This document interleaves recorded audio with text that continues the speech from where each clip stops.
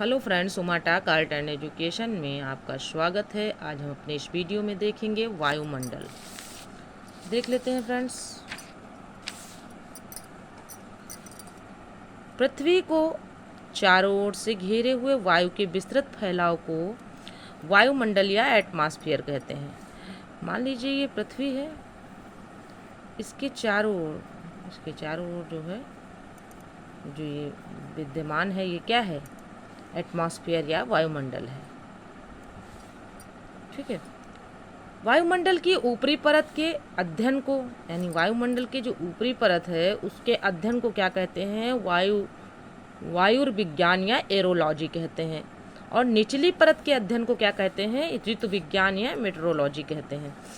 वायु पृथ्वी के द्रव्यमान का अभिन्न भाग होता है। वायु क्या है? पृथ्वी के द्रव्यमान का अभिन्न भाग है तथा इनके कुल द्रव्यमान का 99% पृथ्वी के सतह से 32 किलोमीटर की ऊंचाई तक स्थित है। वायुमंडल में पाए जाने वाले कुछ महत्वपूर्ण गैसें कौन सी हैं देख लेते हैं। नाइट्रोजन, जैसे कि नाइट्रोजन इस गैस की यानी नाइट्रोजन गैस की प्रतिशत मात्रा सभी गैसों से अधिक है। नाइट्रोजन की उपस्थिति के कारण ही वायु दाब, पवनों की शक्ति तथा प्रकाश के परावर्तन का आभास होता है। इस गैस का कोई रंग, गंध तथा स्वाद नहीं होता है। नाइट्रोजन का सबसे बड़ा लाभ यह है कि यह वस्तुओं को तेजी से जलने से बचाती है। नाइट्रोजन का सबसे बड़ा लाभ क्या है? कि वस्तुओं को तेजी से जलने से बचाती है। यदि वायुमंडल में नाइट्रोजन ना होती तो आग का नियंत्रण रखना कठिन होता। नाइट्रोजन से पेड़ पौधों में प्रोटीनों का निर्माण होता है, जो भोजन का मुख्य अंग है।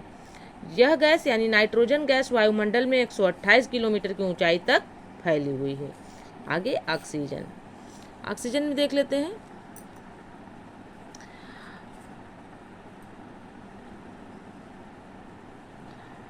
ऑक्सीजन अन्य पदार्थों के साथ मिलकर जलने का कार्य करती है। ऑक्सीजन के अभाव में हम ईंधन नहीं जला सकते हैं, यानी अगर ऑक्सीजन ना हो तो हम ईंधन को नहीं जला सकते हैं।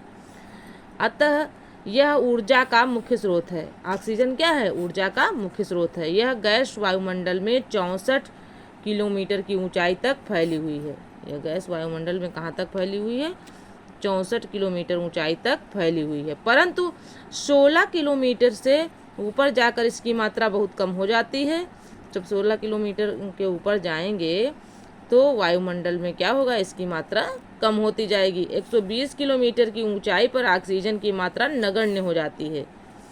और 120 किलोमीटर ऊंचाई पर जब जाएंगे तो वहाँ ऑक्सीजन की मात्रा ही नहीं रह जाएगी। ठीक है। आगे देखते हैं अगला कार्बन डाइऑक्साइड। कार्बन डाइऑक्साइड देख लेते हैं। यह सबसे भारी गैस है, यानी कार्बन डाइऑक्साइड क्या है? सबसे भारी गैस है और इस कारण यह सबसे निचली परत में मिलती है। इसका अधिकांश विस्तार 32 किलोमीटर की ऊंचाई तक है।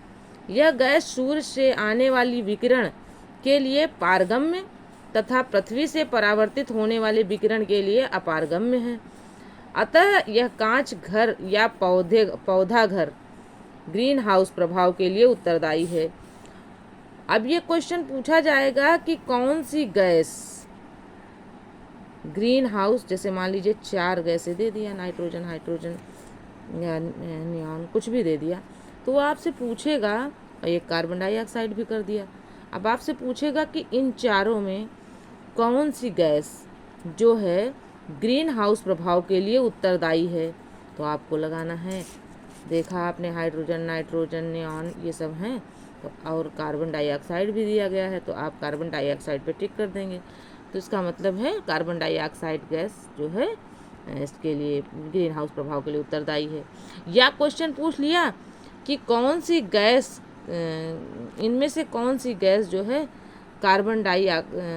इसमें से कौन सी गैस जो है ग्रीन हाउस प्रभाव के लिए उत्तरदायी नहीं है। तो कुछ गैसें दे दिया जो कि उत्तरदायी रहेंगी और कुछ गैसें जो है उत्तरदायी नहीं रहेंगी। तो जो रहेगी, जैसे कार्बन डाइऑक्साइड है तो उस पर आप टिक कर दीजिएगा। ओके फ्रेंड्स, आगे देखते हैं।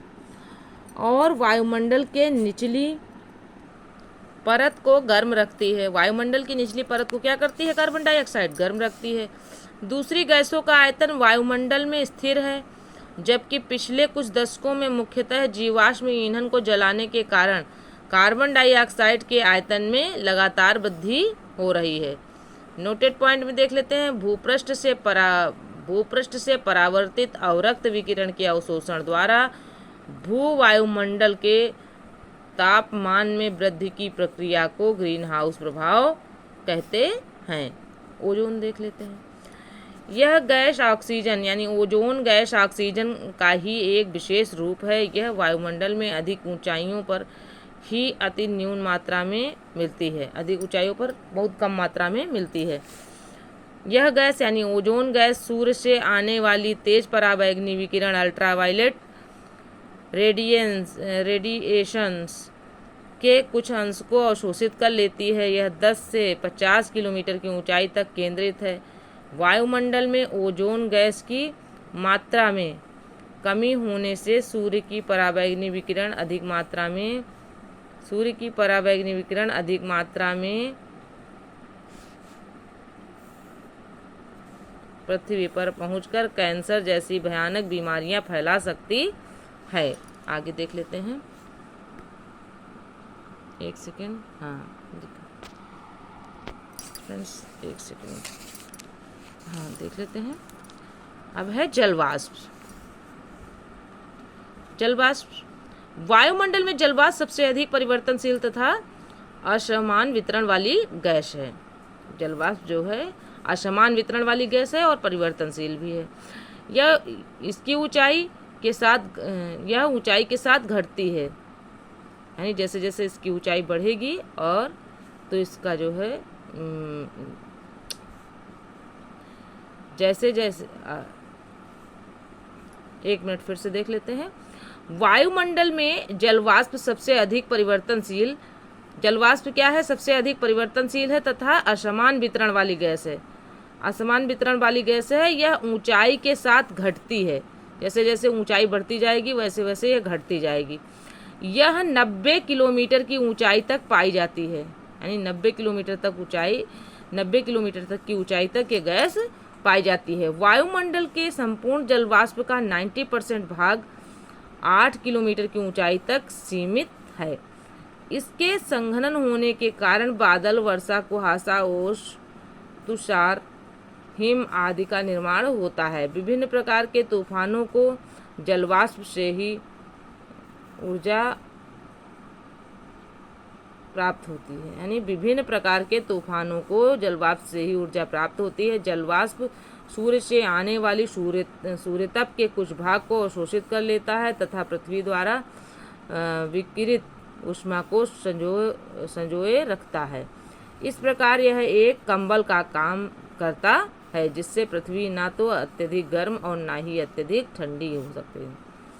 जलवाष्प के संघनन से वृष्टि होती है।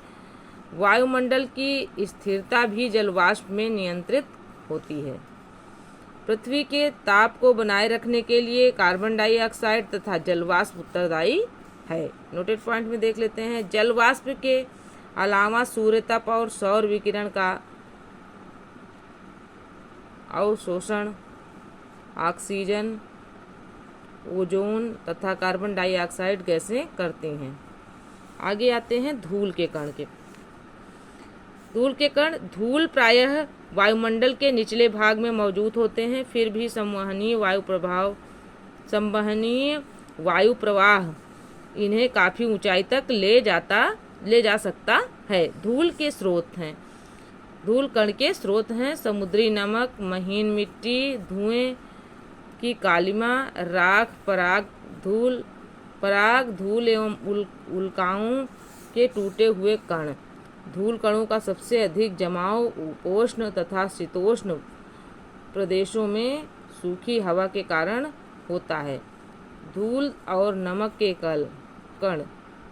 नमक के कण आर्द्रताग्राही केंद्र की तरह कार्य करते हैं, जिनके चारों ओर जलवाष्प संघनित होकर मेघों का निर्माण करती है। आगे एक पॉइंट और लिखा हुआ है फ्रेंड्स, देख लेते हैं। आकाश का रंग नीला धूल कण के कारण ही दिखाई पड़ता है। तो ये जो है पूछा जाता है क्वेश्चन, आकाश का रंग नीला क्यों दिखाई देता है? तो आकाश का रंग नीला धूल कण के कारण ही दिखाई देता है। तो फ्रेंड्स यह वीडियो यहीं तक था, मिलते हैं अगले वीडियो में। वीडियो में दी गई जानकारी अगर आपको पसंद आए तो चैनल को सब्सक्राइब करें, वीडियो को लाइक करें, अपने दोस्तों में शेयर करें। Okay friends.